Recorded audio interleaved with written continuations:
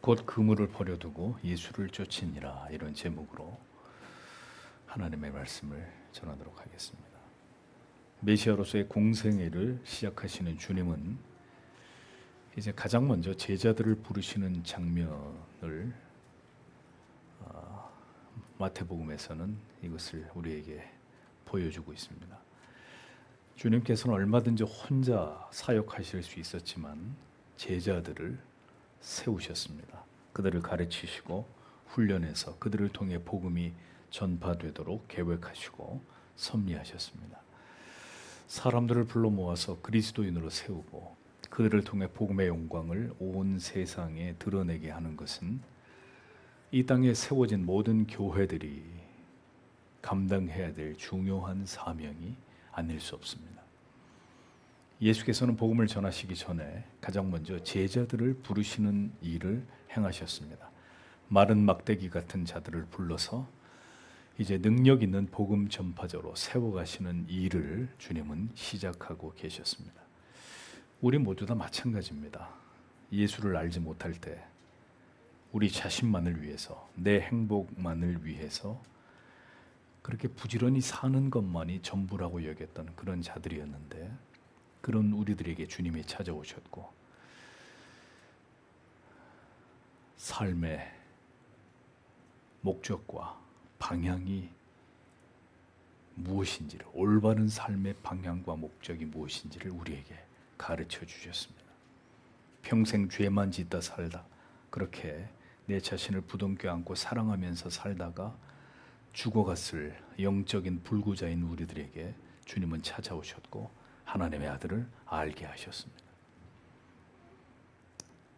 그 크신 사랑과 긍휼과 자비를 보이셔서 오늘도 우리를 이끌어가고 계시는 분이 바로 우리의 구주이십니다.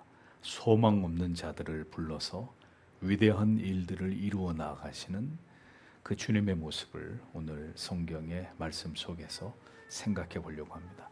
18절을 보십시오. 그런데 갈릴리 바다 곁을 걸어가시다가 두 형제 곧 베드로라 불리는 시몬과 그의 형제 안드레가 바다에 투망을 던지는 것을 보셨다. 왜냐하면 그들은 어부들이었기 때문이다 라고 기록되어 있습니다. 갈릴리 바다라고 되어 있지만 사실은 여러분들이 아시는 대로 거대한 담수호, 호수일 뿐입니다. 주님은 당신의 제자들을 찾기 위해서 최고의 종교 지도자들이 있는 예루살렘 성전으로 가시지 않았습니다. 왕궁이나 귀족들이 사는 동네로 찾아가지 않으셨습니다. 최고의 학교나 연구실이나 도서관으로 가지 않으셨습니다. 변방의 갈릴리, 교양과 지식과는 거리가 먼 자들, 투박하고 거친 환경에서 길들여진 자들, 그들이 있는 갈릴리 호숫가로 가셨습니다. 고린도전서 1장 27절에서 29절은 이렇게 말씀합니다. 그러나 하나님께서 세상에 미련한 것들을 택하사 지혜 있는 자들을 부끄럽게 하려 하시고 세상에 약한 것들을 택하사 강한 것들을 부끄럽게 하려 하시며 하나님께서 세상에 천한 것들을 택하사 있는 것들을 폐하려 하시나니 이는 아무 육체라도 하나님 앞에서 자랑하지 못하게 하려 하심이라 라고 말씀했습니다.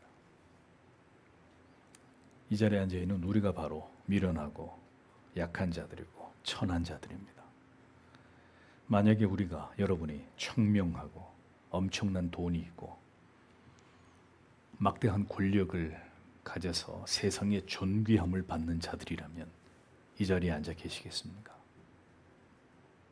하나님을 멸시하고 진리를 조롱한 채로 세상의 중심에서 우리가 잘난 줄 알고 세상을 쥐락펴락하면서 호기롭게 살았을 것입니다. 하나님께서 나 같은 미천한 자에게, 나 같은 미천한 죄인에게 찾아와 주신 것이 얼마나 놀라운 은혜인지를 기억하십시오. 예수께서는 갈릴리 호수 해안가를 걸으시다가 그곳에서 베드로와 안드레를, 두 형제를 보셨습니다. 여기 핵심은 보시니라는 동사입니다. 그냥 이렇게 휘 둘러봤다는 말이 아니라 에이덴이라는 단어는 그가 보셨다, 어떤 대상을 딱 주목해서 찝어서 지켜보셨다는 뜻입니다. 주님은 갈릴리 호숫가를 걸으면서 이곳에서 오늘 누구누구를 만날 거라는 사실을 이미 다 알고 그 자리에 오신 것입니다. 베드로와 안드레가 예수님께로 나아온 게 아니라 예수께서 그들을 택하여 찾아가셨고 그들을 주목해서 보셨고 그리고 그들을 부르셨다는 사실을 기억하셔야 됩니다. 내가 주님께로 나온 게 아닙니다. 내가 내 발로 교회에 온 게 아니란 말입니다. 주님이 수많은 사람들 가운데 바로 당신에게, 당신의 인생에 주님이 찾아와 주신 것입니다. 당신의 인생 속에 깊숙이 개입해 주신 것입니다. 그런데 예수님과 이 두 형제의 만남은 지금이 처음이 아니었습니다. 요한복음 1장에 보면 베드로와 안드레는 이 사건 전에 이미 예수님을 만난 적이 있다는 것을 알 수 있습니다. 또한 그들은 모두 세례 요한의 제자들이었기 때문에 그들이 예수님을 따를 준비가 이미 충분히 잘 되어 있었던 자들이라는 사실을 우리는 알 수 있습니다. 따라서 이 본문은 그들이 예수님을 처음 알게 된 사건이라기보다는 생업을 떠나서 이제 예수님을 지속적으로 따르기 위해서 부름을 받게 된, 그것을 위해서 결단하게 되는 두 번째 만남에서 일어난 일이라는 것을 알 수 있습니다. 베드로와 안드레 이 형제들은 아무것도 하지 않고 놀고 있지 않았습니다. 바다에 그물을 던지는 것을 보시니라고 기록되어 있는 것을 보면 이들의 직업은 어부라는 것을 알 수 있고 갈릴리 호수에서 열심히 고기를 잡고 있는 어부들이었다라는 것을 알 수 있습니다. 놀고 있지 않았습니다. 부지런히 고기를 잡고 있었습니다. 주님은 그들의 성실함을 보셨습니다. 자기들의 일에 최선을 다하는 그들의 모습을 보고 계셨습니다. 성도 여러분, 먹고 놀기 좋아하는 사람들에게 하나님의 은총은 임하지 않습니다. 게으른 자의 등에는 채찍이 가해질 뿐입니다. 하나님은 게으른 자를 제일 미워하십니다. 오늘도 자신에게 주어진 일을 열심히 최선을 다하는 자에게 찾아오시고 그를 부르시고 생애적인 은총을 베풀어 주십니다. 자기 일에 최선을 다하는 자에게도 하나님의 은혜가 주어지는 법입니다. 자, 근데 왜 하필 어부였을까요? 교수가 아니고 무슨 회사의 대표도 아니고 왜 하필 어부였을까? 화려하고 세련된 빌딩에서 넥타이를 메고 업무를 보는 자들이 아니었습니다. 어부의 일은 고되고 힘들고 지치는 일이 대부분입니다. 배를 타고 험한 환경에서 때로는 비바람과 싸우고 목숨을 걸고 고기를 잡아야 되는 힘겨운 일들입니다. 어부들의 언어가 무슨 세련된 언어를 구사하겠습니까? 그들의 언어는 세련되지 않았을 것이고 바다에서 오랫동안 일을 했기 때문에 그들의 외모 역시 태양과 바람과 파도에 거칠어질 대로 거칠어져 있었을 것입니다. 고기잡이라는 힘겨운 일을 하면서 생업에 종사하고 있던 어부들을 주님은 자신의 제자로 부르셨습니다. 성도 여러분, 세상에서 어떤 일을 하는가가 그렇게 중요합니까? 그리스도인에게. 악한 죄를 지으면서 돈을 벌지 않으면 그리스도인들은 모든 직업을 가지고 하나님을 섬길 수 있습니다. 세상에서 어떤 일을 하면서 살아가든지 그것이 예수를 믿는 데는 하등 중요한 것이 아닙니다. 하나님께서 불러주셔서 하나님의 자녀가 된 것이 가장 중요할 따름입니다.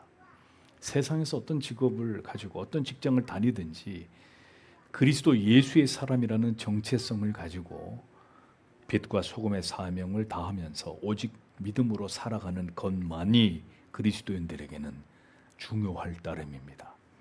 당시 어부는 그 지역에서 필요한 직업이었긴 했지만 왜냐하면 엄청난 넓이의 호수가 펼쳐져 있고 그 주변에 많은 사람들이 살고 있었기 때문에 당연히 어부라는 직업은 그 지역에서 꼭 필요한 직업이기는 했지만 랍비나 서기관이나 제사장 같은 종교적 권위를 가진 매우 특별한 계층은 아니었습니다.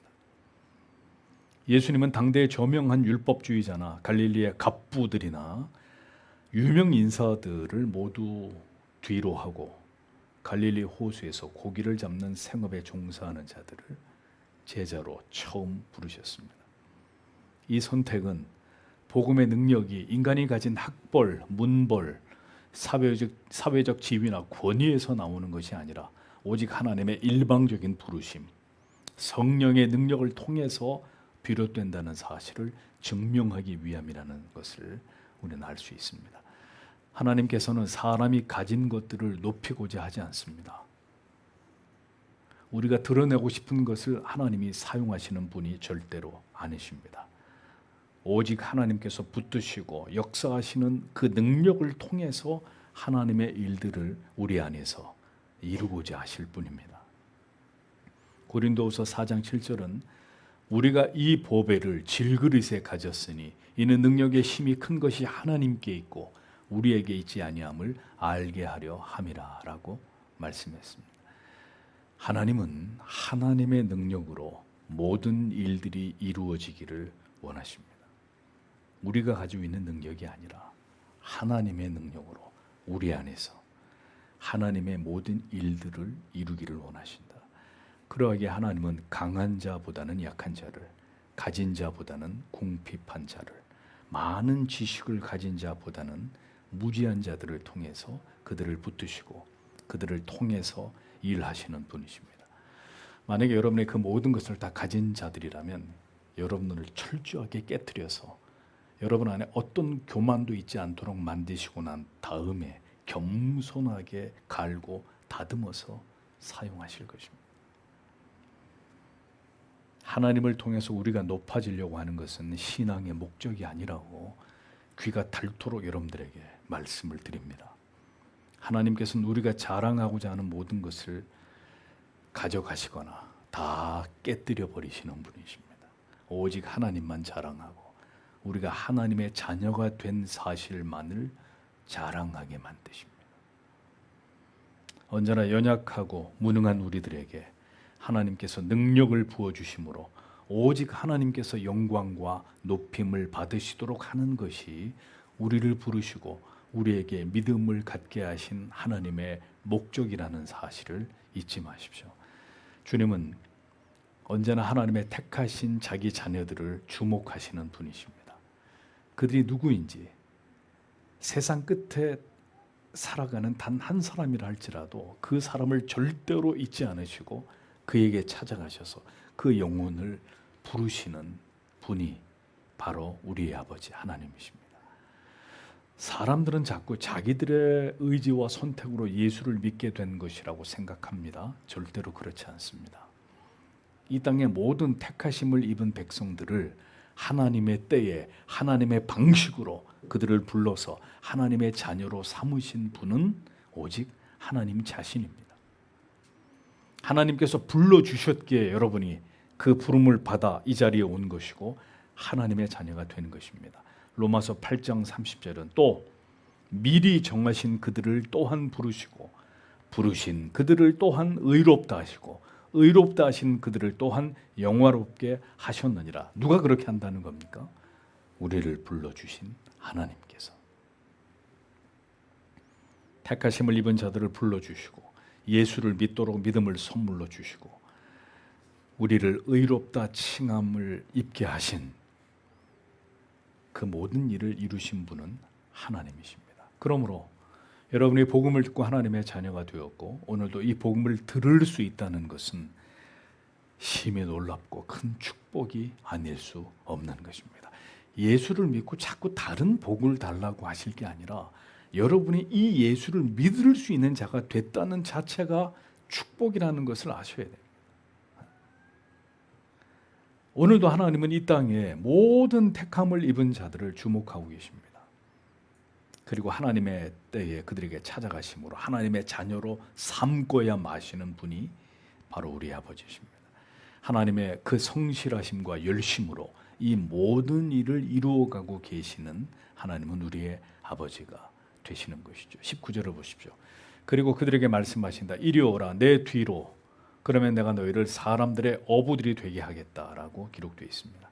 한글 성경에는 나를 따라오라 이렇게 번역되어 있는데 원문의 정확한 번역은 듀테 오피소 무라고 돼서 오라 내 뒤로 이런 뜻입니다. 나를 따라오라 라는 의미보다 원문에 오라 내 뒤로, 이 의미가 더 우리에게 시사하는 바가 분명합니다. 예수님의 제자가 된다는 것, 신자가 된다는 것은 성도 여러분 잘 들으십시오. 여러분들이 예수님 앞에 서는 것이 아니라 여러분을 예수님 뒤에다가 세우는 것이 여러분들이 신자가 된다는 의미입니다. 언제나 항상 내가 예수님의 뒤에 서는 것, 앞에 서는 것이 아니라 그분의 뒤에 서는 것, 이것이 예수를 믿는 것입니다. 예수의 제자가 된다는 뜻입니다. 여러분은 오늘도 예수님의 뒤에 서 계십니까? 아니면 예수님보다 앞서가고 계십니까? 주의 뜻에 순복하고 순종하고 묵묵히 그가 가자는 대로 그 뒤를 따라가고 계십니까? 잠시 계십시오. 내가 앞장서겠습니다. 주님은 저를 따라오세요. 주님은 어떻게 생각하실까요? 그리스도보다 하나님의 법 위에 서고자 하는 자는 예수 그리스도의 사람일 수 없습니다. 그리스도인은 그리스도보다 자신이 앞서는 삶의 자리에서 언제나 내려오고 또 자기를 끌어내리려고 하는 사람입니다. 자기 자리가 어딘지도 모르고 예수를 믿고 있는 수많은 사람들이 있습니다. 그러면서도 자기들이 예수의 제자라고 말하고 예수를 믿는 성도라고 떠듭니다. 제자는 스승보다 앞서는 자가 아닙니다. 자신이 방향을 먼저 정하고 주님을 끌고 가는 자는 그리스도의 제자가 아닙니다. 저는 종종 길거리에서 아주 희한한 모습들을 봅니다. 저도 개를 키우는 걸 너무 좋아하지만 어렸을 때 개가 죽고 난 다음엔 다시는 개를 키우지 않는데 정이 많은 사람이라 이게 너무 마음이 아픈 거예요. 나중에 나이가 들면 집에 마당에 한 마리 키울지 모르겠지만 길거리 가다 보면 참 희한한 풍경을 봅니다. 난 개를 키울 자격들이 없는 사람이라고 생각합니다. 어떤 사람들이요? 유모차에 개 태우고 다니는 사람들. 할 일이 그렇게 없습니까? 또 개한테 질질질질 끌려다니는 사람들. 다 개를 키울 자격들이 없는 사람들입니다. 개는 주인의 옆에 딱 붙어서 조용히 아니면 조용히 주인의 뒤를 졸졸졸 따라와야 되는 짐승입니다. 주인이 가면 저도 가고 주인이 서면 저도 딱 옆에 붙어서 서 있어야 될 존재가 개란 말입니다. 앉으라 그러면 앉고 서라 그러면 서고 그게 잘 훈련된 개이고 그 주인은 개를 키울 자격이 있는 주인입니다. 말씀을 배우고 겸손히 주의 뒤를 쫓는 자들이 그리스도의 제자이고 성도입니다. 그리스도를 조용히 뒤따르면 그분의 발자취를 쫓아가는 자들, 그들이 바로 그리스도인들입니다. 예수님이 말씀하셨습니다. 내가 너희로 사람 낚는 어부가 되게 하리라. 주님은 그들의 직업과 친숙한 표현으로 앞으로 그들이 어떻게 쓰임받게 될지에 대해서 말씀하셨습니다. 너희가 지금 어부지 않느냐? 이제는 사람을 낚는 어부가 된다. 다윗은 직업이 뭐였습니까? 양을 치던 목동이었습니다. 그런데 하나님이 양을 치던 목동을 들어서 이스라엘을 치는 왕이 되게 했습니다. 텐트를 잘 만드는 직업을 가졌던 바울의 고향이 어디죠? 길리기아 다소입니다. 그곳은 염소 털로 만든 거친 직물로 유명한 곳입니다. 그러니까 자연히 바울은 어렸을 때부터 이런 직물이나 가죽을 가지고 이것을 잘 다루는 기술을 배웠을 것입니다. 사도가 되었어도 이 일을 계속하면서 선교에 필요한 자금을 마련한 것은 이상한 일이 아니죠. 그렇게 텐트를 열심히 만들던 바울, 이방인들을 위해서 교회를 세우는 영적인 텐트를 세우는 일에 쓰임을 받지 않습니까? 사람을 낚는다라는 표현은 사람을 속이거나 강제로 끌어들인다는 말이 아닙니다. 복음을 전함으로 그들의 영혼을 사망에서 건져내서 하나님의 나라로 불러들인다는 뜻입니다. 즉 구령사역을 위해서 제자들을 부르셨다는 거룩한 소명의 목적을 주님이 말씀하신 것입니다. 우리가 복음을 전할 때 그 복음을 듣고 예수 그리스도를 구주로 믿게 되는 것은 우리의 타고난 능력이 아닙니다. 전도를 열심히 하고 잘하는 분들은 자꾸 자기가 뭐 몇 명, 몇백 명 전도했다고 자랑하는데 한심한 이야기입니다. 예수를 구주로 믿게 만드는 것은 성령이 하시는 일입니다. 어부는 고기를 몰아올 수 없습니다.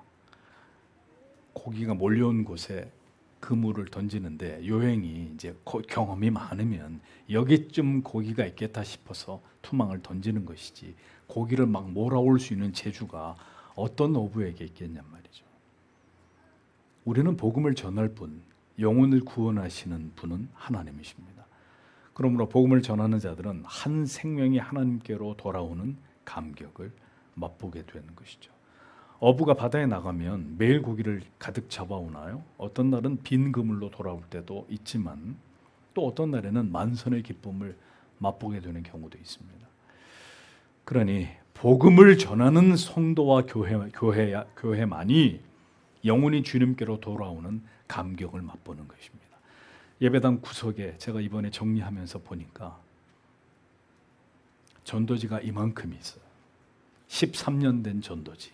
아무도 그 전도지 가지고 이 주변에서 전도한 분이 없기 때문에 그 만든 전도지가 그대로 있는데 절반을 갖다 버렸습니다.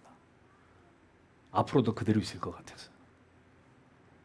복음을 전하지 않는 성도와 교회, 영혼이 주님께로 돌아오는 감격을 어떻게 맛보겠습니까? 그리스도께서는 어부와 같이 평범하고 많이 배우지 못한 자들을 택하심으로 복음의 능력이, 사람을 변화시키는 힘이 사람에게서 나오는 것이 아니라 하나님께로부터 비롯됨을 드러내고 계셨습니다. 핵심은 뭐냐? 내가 너희를, 바로 이 부분입니다. 내가 너희를 사람 낚는 어부가 되게 하겠다. 내가 너희를, 이것이 핵심입니다. 예수 그리스도의 의지입니다. 그것을 성경이 강조하고 있는 것이죠. 이 일을 잘 감당하기 위해서는 언제나 주님의 뒤에서 그리스도를, 복음을 쫓아가는 자들이 되어야 합니다. 결코 우리가 앞서가지 않고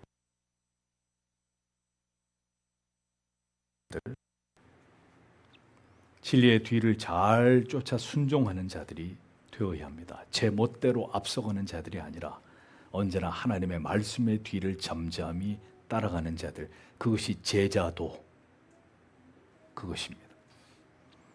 사역의 능력은 사람에게 있지 않습니다. 오직 우리를 부르신, 우리에게 사명을 허락하신 하나님께 있습니다. 그러므로 우리는 기도해야 되고 하나님의 도우시는 능력을 힘입어 살아가고 그것으로 섬기고 헌신하고 힘쓰는 자들이 되어야 합니다. 내가 하는 것이 아니라 하나님께서 나를 통해서 역사하시는 것입니다. 모든 것은 그리스도께서, 성부 하나님이, 성령 하나님께서 우리 안에서 이루시고 행하시는 것입니다. 그것이 구원이든 사명이든 어떤 것이든 내가 너희를 그렇게 하게 만들겠다. 주님은 분명히 이렇게 말씀하셨습니다. 신앙은 내가 나를 책임지는 것이 아닙니다. 하나님께서 주권적인 섭리 속에서 여러분을 책임지시고 붙잡고 이끌어 가시는 것, 그것이 바로 성도의 견인입니다. 택하심을 입은 자들은 반드시 성령의 역사하심을 통해서 더 하나님께로, 더 진리로, 더 올바르고 참된 믿음으로 나아가고 또 나아가게 돼 있습니다. 가만히 멈춰 있는 사람, 제자리에 있는 사람들이 위험한 거야. 위험한 사람들이라. 아주 위험한 상태에 있는 사람들. 우리가 우리의 의지와 지성으로 그렇게 이루어가는 것이 아닙니다. 하나님께서 우리를 진리와 은혜의 세계로 이끄심으로 우리를 구원과 성화로 빚어가시는 것입니다. 그것이 바로 구원의 신비입니다. 평생 갈릴리 호수에서 고기를 잡던 자들을 이제 사람을 낚는 어부가 되게 하시겠다고 주님이 말씀하셨습니다. 완전히 다른 일을 하게 될 것이라는 의미입니다. 자, 그러면 이제 하던 일을 다 내려놓고 새로운 일을 시작해야 되죠. 새로운 일을 하기 위해서는 지금까지 하던 일을 다 버려야 됩니다. 그리고 새로운 일을 가르치실 그 스승을 그림자처럼 쫓으면서 그 일을 하기 위한 모든 지식을 배워야 합니다. 물론 여러분이 예수를 믿고 난 다음에 모두 저처럼 목사가 되실 필요는 없습니다. 그러나 생업에 종사하며 예수를 믿는 가운데 무엇이 내게 가장 중요한 가치가 되는지에 대해서는 예수를 믿기 이전과 이후에 분명한 변화가 있어야 합니다. 생업을 모두 버리고 모든 그리스도인들이 모두 복음 전도자가 될 수는 없지만 하나님의 자녀로 부름을 받았다면 복음을 위해서 하나님과 성경과 교회가 나의 삶의 중심이 되어서 진리를 배우고 하나님을 경외하고 힘써 복음을 전하는 삶을 살아가는 자들이 되어야 합니다. 돈과 명예를 위한 삶이 아니라 나의 모든 삶을 통해서 예수 그리스도를 이 세상에 드러내고 높이는 제자된 삶을 우리는 이 땅에서 감당할 자들로 하나님 앞에 택함을 받았고 부름을 받았다는 사실을 잊지 마십시오. 그래서 늘 우리 자신에게 점검해 보십시오. 나를 통해서 그리스도가 드러나고 있는가? 나를 통해서 내 주변의 모든 사람들이 나를 통해 드러나는 그리스도를 그들이 보고 있는가? 그렇게 그리스도를 높이는 삶을 살아가고 있는 나는 그리스도의 제자인가? 우리가 누구인지를 자주자주 내 자신에게 물어보고 점검해야 합니다. 무엇을 위해 세상으로부터 부르심을 받았는지를 늘 생각하면서 살아가야 합니다. 20절을 보십시오. 그러자 그들은 즉시 그물들을 버려두고 그를 따랐다라고 기록되어 있습니다. 즉시 곧바로라는 뜻입니다. 며칠 동안 시간을 주십시오. 그렇게 기록되어 있지 않고 주님이 내가 너희를 사람 낚는 어부가 되게 하겠다라고 말씀하시자 곧바로 그물을 버려두고 주님을 따랐다는 것입니다. 그들의 결정은 즉각적이었고 신속했습니다. 절대로 충동적으로 이루어진 것이 아니었습니다. 앞서 말씀드린 대로 베드로와 안드레는 이미 예수님을 만난 경험이 있습니다. 기적을 체험했습니다. 이제 예수님이 그들을 다시 부르셨을 때 그들은 더 이상 지체하지 않았습니다. 예수가 메시아임을 알게 되었고 그 부르심에 순종하게 됐습니다. 그럼에도 불구하고 제자가 되기 위한 이 결단은 그들 자신들의 결단이 결코 아니었습니다. 그들이 이 부르심에 응하게 된 것은 주권적인 그리스도의 능력의 결과입니다. 그들은 제자들로 부름을 받아서도 3년 동안 믿음 없음과 어리석고 연약함만을 줄곧 보여왔던 그런 자들이었습니다. 우리들도 마찬가지입니다. 주의 부르심을 받아서 교회를 통해 진리를 배우지만 우리의 믿음은 더디 자라고 중생과 회심의 시기는 아무도 알지 못합니다. 그럼에도 불구하고 주님의 강권하신 부르심이 있었기 때문에 우리는 주님 앞에 나온 것이고 믿음의 길을 걸어가고 있는 것입니다. 이 모든 것이 우리를 강권하시고 부르시는 그리고 붙드시는 하나님의 은혜라는 사실을 잊어서는 안 됩니다. 여러분, 우리의 힘으로 즉시 순종할 수 있는 일이 많아요? 많지 않아요. 그럼에도 불구하고 우리에게 순종할 마음으로 즉시 어떤 일을 행하게 하셨다면 그것은 오직 하나님의 은혜의 결과입니다. 그들은 그물을 다 버려두고 주님을 쫓았습니다. 어부에게 그물은 생계에 없어서는 안 될 아주 중요한 수단이고 도구였습니다. 22절에는 배와 부친을 버려두고 예수를 쫓았다고 기록되어 있습니다. 야고보 요한이 배, 그물, 그 다음에 부친을 버렸다라고 되어 있습니다. 나에게 가장 소중한 가치, 내가 제일 잘한다고 여기는 나의 장점들,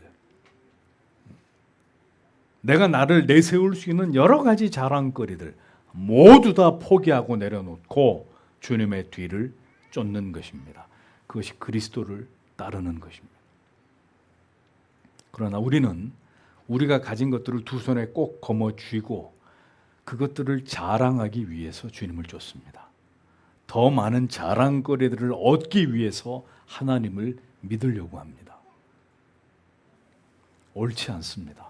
버려두고 라고 번역된 아피엠이 누구누구에게서 떠나다라는 뜻입니다. 포기하고 버려두고 완전히 돌아서서 떠나는 행위를 가리킵니다. 어부에게 배와 그물 이거 버리는 것은 생업을 포기하는 것입니다. 여러분들이 절대적으로 신뢰하고 있는 어떤 대상, 어떤 것 뒤도 돌아보지 않고 버리는 것, 포기하는 것을 의미합니다. 자신이 다니던 직장, 직업, 매일 반복하던 경제 행위 하루아침에 이거 중단하는 일은 절대로 쉬운 일이 아니죠. 자신이 가장 잘하는 것, 가장 자랑스러워하는 것, 가장 집착하고 있는 것, 의지하고 있는 것, 그 대상을 하루아침에 포기하고 주님을 쫓는다? 절대로 쉬운 일이 아닙니다. 그런데 그 일이 가능하려면 내가 중요하게 여기는 그것보다 더 위대한, 비교할 수 없을 만큼 탁월한 가치를 그가 가지고 있다는 것을 깨닫게 될 때 그 하위의 가치들을 버리는 것이 가능합니다. 오늘 그리스도인들의 문제는 무엇이냐? 그리스도에게 그 가치를 보지 못하고 여기 있는 것을 포기하라고 하니까 아무도 포기하지 않는 거예요. 이것도 움켜쥐고 이것도 움켜쥐고 다 움켜쥐고 가겠다는 거죠. 이 모든 것과 좋게 비교할 수 없는 그리스도의 위대하심을 하나님의 말씀 안에서, 진리 안에서 발견해야 이 모든 것들을 배설물처럼 여길 수 있는데, 아무도 자기가 가진 부와 명예와 재산을 배설물처럼 여기는 이는 그리스도 교회 안에 많지 않다는 말이에요. 지금 하던 일보다 더 뛰어난, 비교할 수 없는 새로운 가치를 발견하게 될 때 지금 하던 일을 다 포기하고 떠날 수 있는 것입니다. 지금 주는 연봉에 한 5배 준다 그러면 지금 직장 때려치고 다 그리 갈 거 아닙니까? 우리는 항상 계산을 한단 말입니다. 예수도 계산하려고 하니까 계산이 나오지 않는 거예요. 굳이 그럴 필요가? 굳이 내가 뭐 지금 사는 것도 어렵지 않은데 이걸 다 포기하고 영적인 어떤 가치를 택하라고? 모든 것을 팔아서 감춘 보화가 묻힌 밭을 사는 것이 천국의 가치를 아는 사람이라고 예수님이 말씀하셨습니다. 아무도 팔아서 밭을 살려고 하는 이가 없습니다. 성도 여러분, 예수를 따른다는 것의 의미를 다시 한번 깊이 생각해 보십시오. 물론 이 말씀이 예수를 믿는 길은 극단적으로 직업과 생계 수단과 가족을 다 포기하라는 말씀으로 보실 필요는 없습니다. 이들은 예수의 제자요 사도로 부름을 받은 특별한 소명이었습니다. 그러나 중요한 것은 모든 신자는 오직 예수 그리스도 외에 다른 가치가 우선순위가 되어서는 안 된다는 엄중한 말씀의 교훈으로 이 말씀을 삼아야 된다는 것입니다. 왜냐하면 주님은 누가복음 14장 25절 26절에서 허다한 무리가 함께 갈새 예수께서 돌이켜 이르시되 물은 내게 오는 자가 자기 부모와 처자와 형제와 자매와 및 자기 목숨까지 미워하지 아니하면 능히 나의 제자가 되지 못하고 라고 분명히 말씀하셨죠. 예수 그리스도가 가장 우선순위가 되도록 하나님께서 인생 속에서 여러분을, 우리를 연단하시고 단련하시고 훈련해 가실 것입니다. 그렇게 되기 위해서 사람에게, 심지어 가족에게까지 실망하는 일이 일어나고 상처를 받게 되는 일들이 생기는 것입니다. 그런 일들을 통해서 오직 예수 외에는 그 누구도 나를 진정으로 사랑하는 이가 없고 오직 예수 외에는 그 누구도 진정으로 의지할 대상이 없다는 것을 분명하게 알게 하시는 것입니다. 베드로와 안드레는 아직 예수님에 대해서 아는 바가 그리 많지 않았습니다. 믿음이 깊지도 않았습니다. 그러므로 그들이 따른 것은 예수 그리스도 자체였다는 사실을 우리는 알 필요가 있습니다. 그를 쫓으니라라고 되어 있죠. 그를 쫓았다. 우리는 예수 그리스도를 쫓는 것입니다. 그분이 하나님의 아들임을 믿고 그분이 메시아임을 믿고 예수를 쫓는 것입니다. 사람들은 예수 그리스도에게 자기들이 추구하는 어떤 사상이나 이념을 입혀서 예수 그리스도와 자기들의 사상을 동일시하면서 자기들이 주장하는 사상, 철학, 이념을 그리스도와 복음에 덧입혀 놓고 예수를 쫓는다고 말합니다. 예수를 쫓는 게 아닙니다. 그건 신앙이 아닙니다. 우리는 하나님의 아들 예수 그리스도 그분을 나의 구주로 믿고 고백하고 오직 예수만을 쫓는 자들입니다. 주님이 하신 모든 말씀과 교훈을 그대로 믿고 따라가는 제자들입니다. 예수님이 제자들에게 너희들이 나를 따르면 리츠 칼튼 호텔에서 매일매일 랍스터를 먹고 나를 따르면 너희가 벤츠를 타고 다닐 것이다. 이런 말씀하지 않으셨단 말이에요. 그런 말씀을 하신 적이 없는데 왜 오늘의 교회는 새빨간 거짓말을 가지고 거짓 복음을 가지고 사람들을 미혹하냔 말이죠. 우리는 그분을 쫓는 것입니다. 예수 그리스도 그 자체를 쫓는 것이지 그분을 따름으로 인해서 파생되는 것들을 얻으려고 하는 사람들이 아닙니다. 예수님이 그걸 깨닫게 하기 위해서 3년이 제자들에게 3년이라는 시간이 필요했다는 겁니다. 우리는 하나님의 아들 우리의 구원자 오직 예수와 그분의 말씀하신 십자가의 복음만을 쫓는 자들입니다. 21절에서 22절을 보십시오.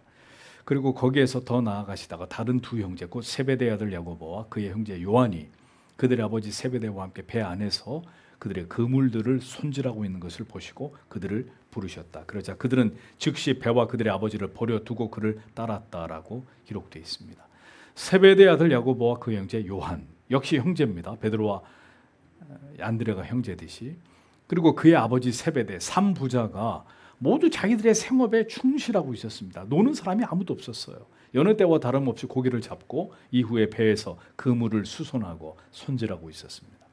주님은 이 세 부자를 보고 계셨습니다. 그리고 그 가운데 세베대 아버지는 놔두고 두 아들 야고보와 요한 형제를 부르셨습니다. 예수님이 제자들을 부르신 모습을 보십시오. 여러 사람들 가운데 몇백 대 1의 경쟁률을 뚫고 그들을 선발하신 것이 아닙니다. 이미 정해놓은 자들, 그들 앞에 찾아오셔서 그들을 주권적으로 택하여서 부르셨습니다. 세 부자가 함께 한 배 위에서 그 순간까지 해오던 그 일을 열심히 하고 있었습니다. 두 형제는 세베대 아들들이었습니다. 그러나 이제 주님은 더 이상 이 두 아들들이 해오던 일에서 벗어나서 이 두 형제에게 너희는 나를 따르라고 명령하셨습니다. 그러자 다음 순간 두 아들은 즉시 마찬가지로 배와 그들의 아버지를 버려두고 주님을 따랐다고 성경은 기록합니다. 성경은 다른 말씀들을 다 생략합니다.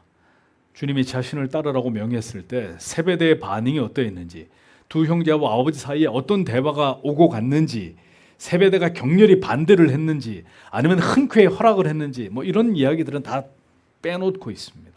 성경이 말씀하지 않은 걸 우리가 억지로 추론할 이유가 없죠. 중요한 사실은 주께서 그들을 부르시기 직전까지 그들은 아버지와 함께 배 위에서 그물을 손질하고 있었던 어부들이었다라는 점입니다. 그러나 그들은 이제 예수님의 부르심에 대해서 배와 아버지를 버려두기로 결심하게 됩니다. 자, 이 형제들의 이 같은 태도에 대해서 아마 여러분들은 부모 공경의 의무를 저버린 것, 반인륜적인 것이다 라고 비판하실 수 있을지 모르겠습니다. 그러나 이것은 부모 공경의 의무를 저버린 게 아닙니다.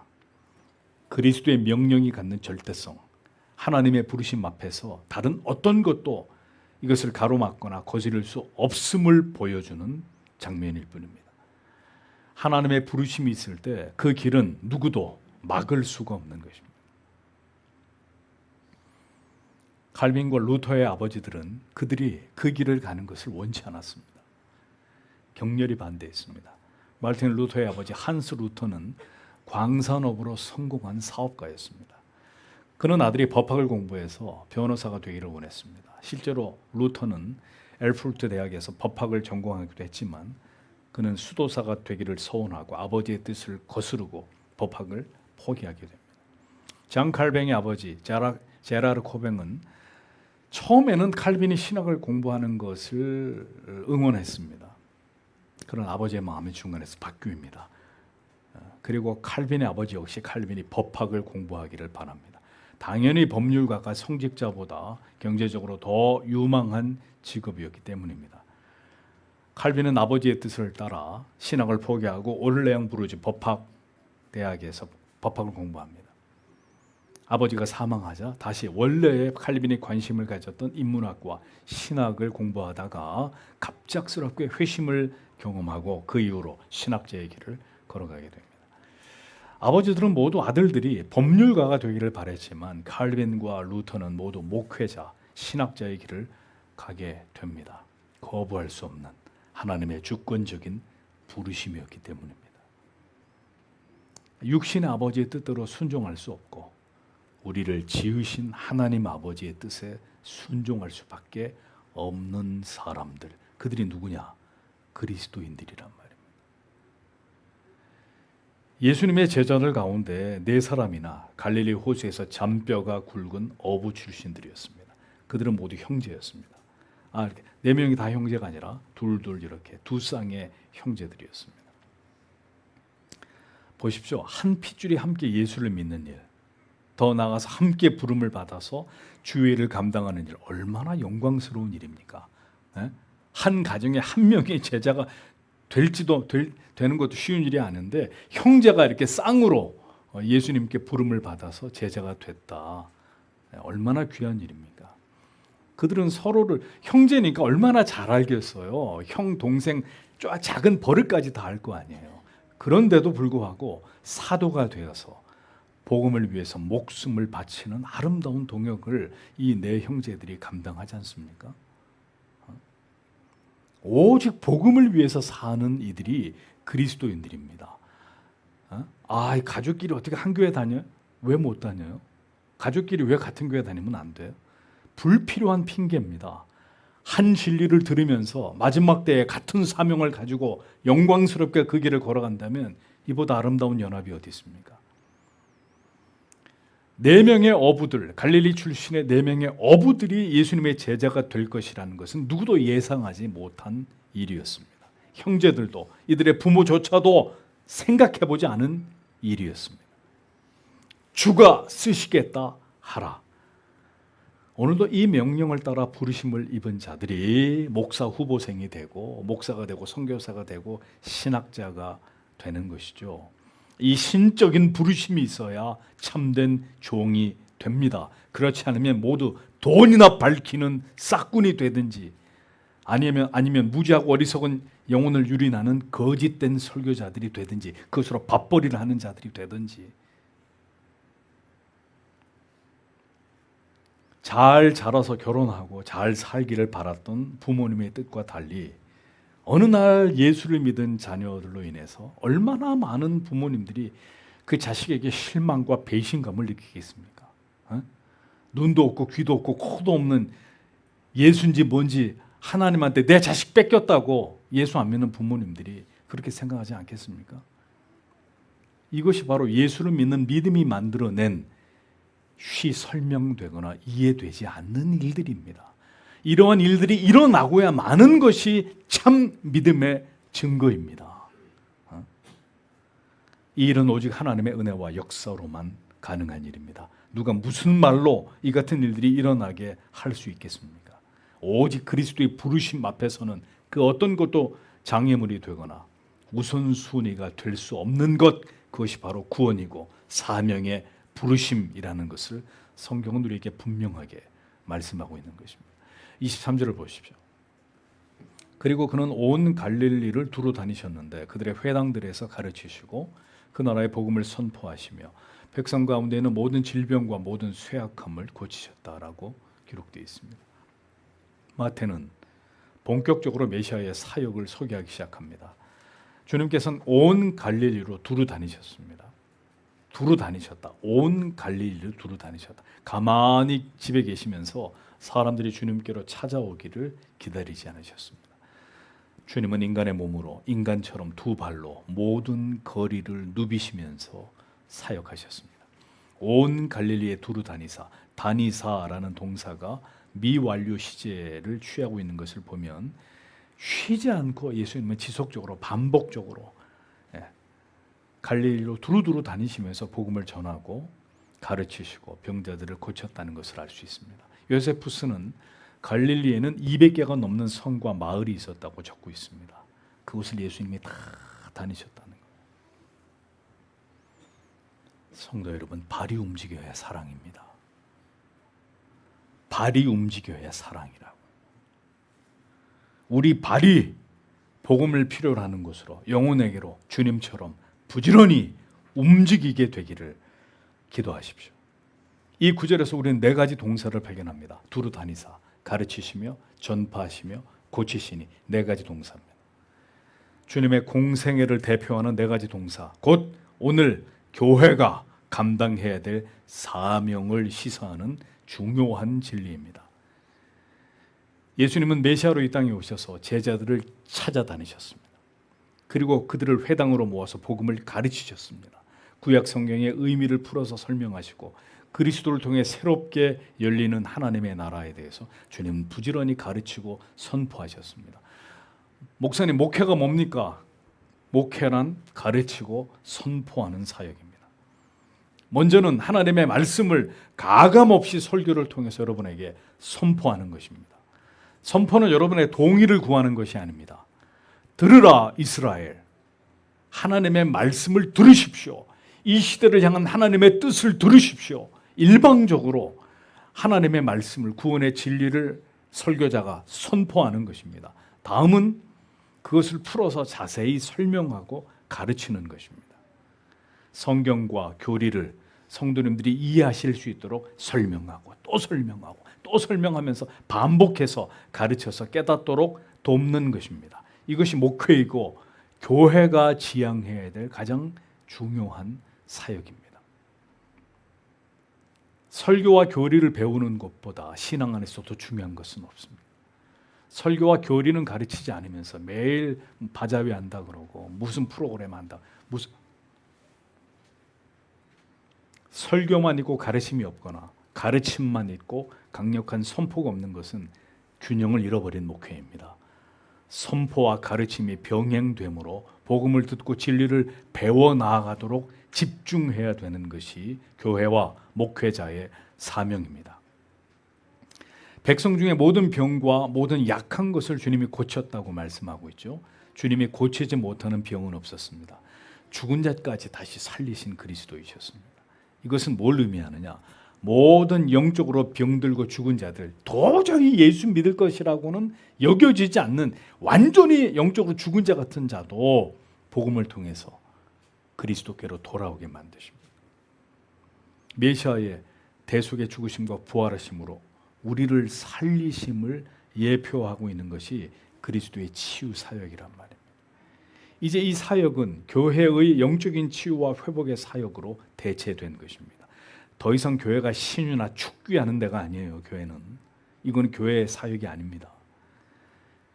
복음을 통해서 모든 영적으로 병들고 마귀에게 짓눌린 모든 죄 아래 비참한 상태의 영혼들을 주님이 해방시키기 위해서 그 상징과 예표로서 주님은 그들을 고치고 치유하시는 역사를 행하신 것입니다. 사도 시대도 마찬가지고, 이제 이 같은 치유 사역은 복음을 통해서 영혼의 중생과 회심의 역사로 계승된 것입니다. 죄와 사망의 흑암의 땅에 앉아있던 자들이 빛 앞으로 부르심을 받아서 생명을 얻게 된 구원의 사역으로 전환되어서 여전히 교회는 이 구령의 역사를 이어가고 있는 것이죠. 이 네 가지 사역이 교회와 성도와 설교자를 통해서 이루어져야 되는 가장 중요한, 예수님이 다시 오실 때까지 교회가 감당해야 될 주된 사역이라는 것입니다. 24절을 보십시오. 그리고 그에 관한 소문이 온 시리아로 퍼져나갔다. 그러자 사람들이 여러 가지 질병과 고통에 사로잡혀 괴로움을 당하는 모든 사람, 곧 귀신 들린 사람들과 간질 증세를 보이는 사람들과 중풍병자들을 그에게 데려왔다. 그리고 그가 그들을 고치셨다라고 기록되어 있습니다. 수리아, 유대 북쪽의 팔레스타인 전체를 포함하는 로마의 식민 지역을 가리킵니다. 예수님의 사역의 범위가 이스라엘의 경계를 넘어서 아주 급격히 확장되고 있는 것을 보여주는 것입니다. 그러니까 순식간에 예수님에 대한 소문이 퍼져나가고 있었고 즉각적인 반응이 동시다발적으로 일어나고 있었다는 것을 알 수 있습니다. 모든 앓는 자, 각색병, 고통에 걸린 자, 귀신 들린 자, 간질하는 자, 중풍병자들이 사람들에 이끌려서 예수님께로 끊임없이 나오고 있었다. 그들을 데리고 예수님께로 사람들이 물밀듯이 몰려오고 있었다는 것입니다. 23절에는 이 모든 병과 모든 약한 것이 더 구체화돼서 여러 가지 질병으로 열거되어 있는 것을 보여줍니다. 거기에 귀신 들린 자까지 주님이 전부 다 그들을 고쳐주셨습니다. 다양한 질병으로 고통을 받는 환자들, 귀신 들린 자, 모두 흑암과 사망의 그늘 아래 갇혀있던 영적으로 병들고 죽은 자들을 상징하는 것이죠. 전적인 타락과 부패를 통해서 영벌의 지옥이 예약되어 있었던 모든 자들이 영적으로 볼 때 모두 이 같은 소망 없는 병자들이고 귀신과 마귀의 지배를 당하고 있는 그런 존재들에 불과한 것입니다. 그러나 주님께로 나온 자들은 모두 고침을 받고 귀신이 떠나가는 역사를 경험하게 되었습니다. 예수 그리스도를 만난 자들은 영원한 사망과 저주로부터 벗어나게 된 것을 성경은 보여주고 있습니다. 오직 우리를 고치시는 이는 우리의 구주가 되시는 예수뿐입니다.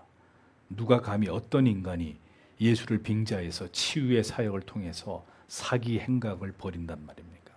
에? 누가 여전히 자신을 사도라고 칭하면서 자기에게 놀라운 권능과 능력이 있다는 사실을 자랑합니까? 모두 사탄의 종들일 뿐입니다.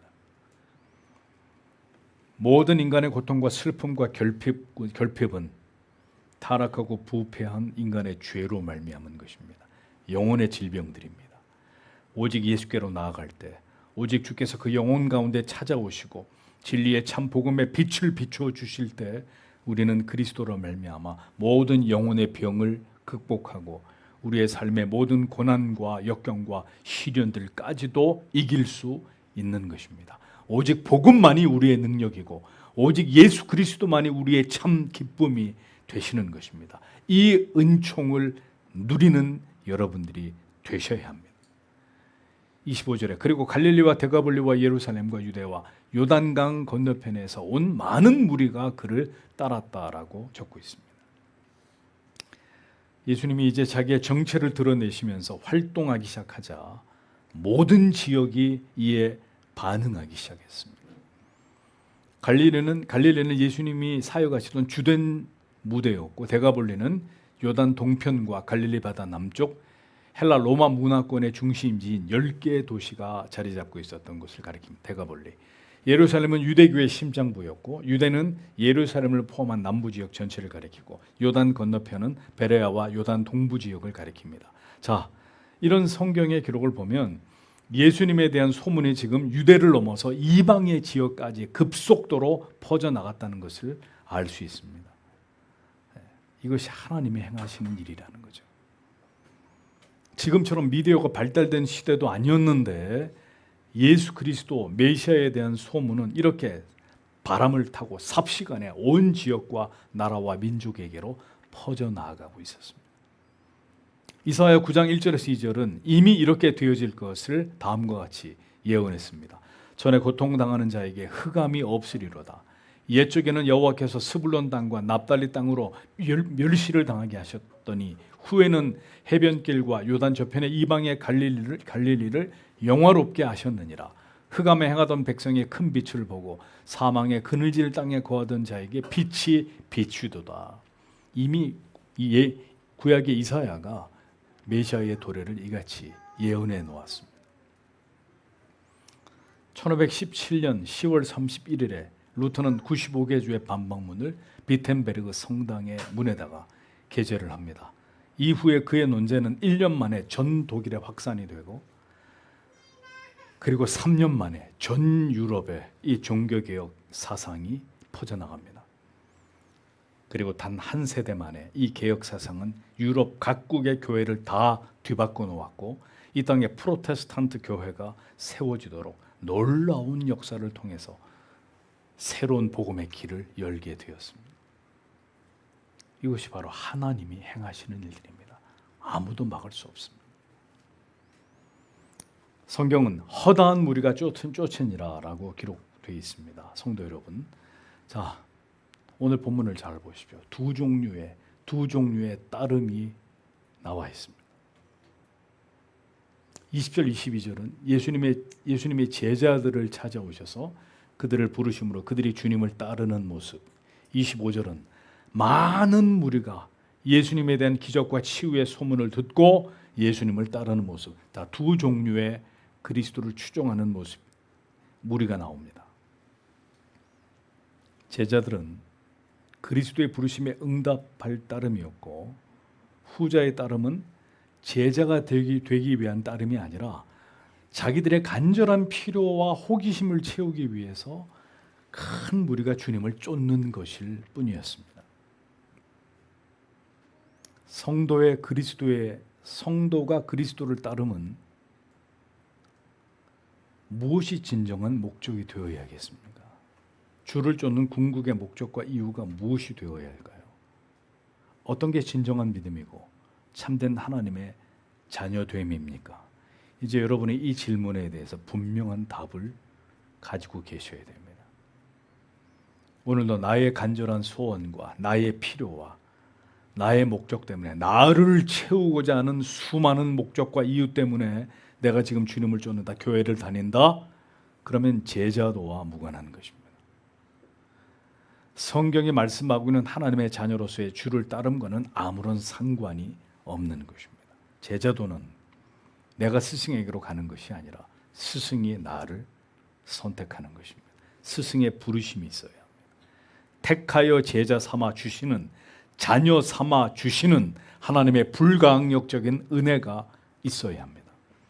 많은 무리와 군중, 회중은 그런 면에서 참된 그리스도의 제자와 참된 신자와는 구별될 수밖에 없는 것입니다. 그 가운데 진실로 주의 부르심과 성령의 붙잡힘에 의해서 오늘도 천성을 향해 나아가고 또 나아가고 있는 자들, 그들이 진정한 그리스도의 자녀이고 예수의 제자가 되는 것입니다. 교회 안에는 보편적 부르심을 받은 사람들과 유효적 부르심을 받은 사람들이 공존하고 있습니다. 그럼 어떤 자에게 신자의 표징이 나타나느냐? 유효적 부르심을 받은 자들 안에서 신자됨의 그 아름다운 모습들이, 그 아름다운 열매들이 나타나는 것입니다. 날마다 자기를 부인하면서 그리스도를 닮아가고자 하는 삶, 경건과 성화에 진력하면서 삶의 목적이 자기의 영광, 자기의 행복이 아니라 하나님의 영광을 드러내기 위한 그 삶의 목적을 분명하게 지향하면서 그것을 어떻게 구체화할지를 기도하고 말씀의 진리와 내 삶을 연결시키기 위해서 항상 기도하면서 진리를 사랑하고 성령의 도우심을 구하는 자라야 그가 진정한 거듭난 신자일 수 있는 것입니다. 제자들의 그리스도를 따름과 허다한 무리들의 주를 따름, 이 둘은 겉으로 볼 때는 다 주님을 따르는 것처럼 보이지만 그 결국은 전혀 다른 길로 향하게 됩니다. 한쪽은 배와 그물을, 가족들을 버려두고 좌충우돌하면서 주님의 가르침을 따라서 주님을 쫓으면서 복음을 배우고 이제 나중에는 사도로 부름받아 복음을 전하다가 결국 자기의 목숨들까지 버리면서 순교하는 것으로 복음의 영광을 찬란하게 드러내게 되지만, 다른 한 부류의 큰 무리들은 아무것도 주를 위해 포기하지 않은 채로 도리어 자기들의 기대와 소원이 물거품이 되자 예수 그리스도를 향해 분노하면서 그를 버리고 십자가에 매달아 죽이라고 소리치는 폭도들로 돌변하게 됩니다. 같은 길을 가는 것 같지만 같은 결말에 도달하지 못하는 자들이 오늘도 교회 안에 존재할 수 있는 것입니다. 우리의 신앙의 궁극의 목적과 이유는 무엇인지를 답해 보십시오. 성경은 어디에도 허다하게 많은 사람을 주님이 원하셨다고 말씀한 적이 없습니다. 성경은 허다하게 많은 사람, 오히려 허다하게 많은 사람들이 주님을 쫓으니까 주님이 돌아서서 말씀하셨죠. 여우도 굴이 있고 새도 둥지가 있는데 인자는 머리 둘 곳조차 없다. 그래도 날 따라오겠니? 이렇게 예수님이 말씀하시니까 어떻게 했죠? 다 돌아서서 떠났다. 다시는 예수님을 쫓지 않았다고 말씀하고 있습니다. 허다하게 많은 사람들이 교회 올 필요가 없습니다. 오늘도 좁은 문으로 향하는 소수의 주님이 택하여 부르신 자들, 오직 복음을 위해, 오직 예수 그리스도를 위해 살고 죽고자 하는 그리스도의 사람들, 우리는 그 같은 믿음으로 주님의 뒤를 따르는 참된 그리스도인이 되어야 합니다. 그들이 모여 있는 곳이 교회입니다.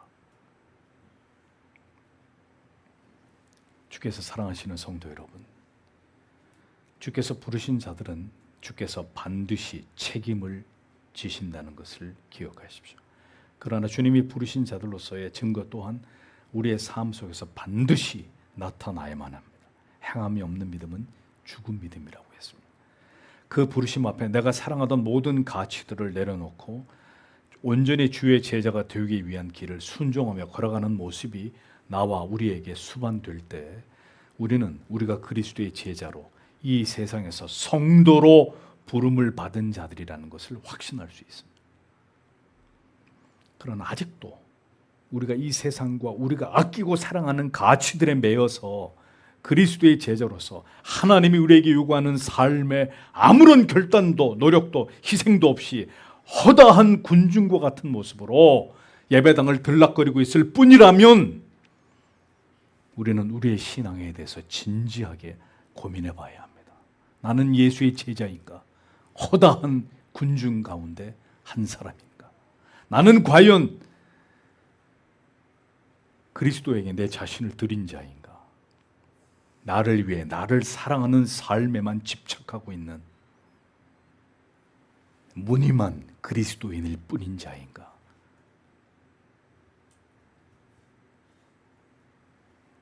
우리 모두 그리스도 예수의 마음을 품어야 복음을 잘 이해하고 깨달아서 오직 성경에 말씀하는 그리스도인의 삶을 살아갈 수 있습니다. 그것이 진정한 그리스도인의 신앙이고 삶이라는 것을 잊지 마십시오. 그와 같은 삶으로 우리를 부르셨고 그런 자가 되기 위해서 오늘도 하나님이 우리를 깎고 다듬으면서 우리를 그 길로 인도해 가고 계신다고 성경은 큰 소리로 우리에게 이 진리를 말씀하고 있는 것입니다. 주께서 부디 우리를 그와 같은 그리스도의 제자로 삼아서 오직 복음을 위해서 하나님의 영광을 위해서 그리스도만을 자랑하는 신자 될 수 있도록 성령을 통해서 더 깊이 우리를 만나 주시고 우리의 삶을 세세히 주관하시고 섭리하시고 인도해 주시기를 오늘도 성도 여러분 하나님 앞에 간절히 기도하기를 원합니다. 기도하겠습니다.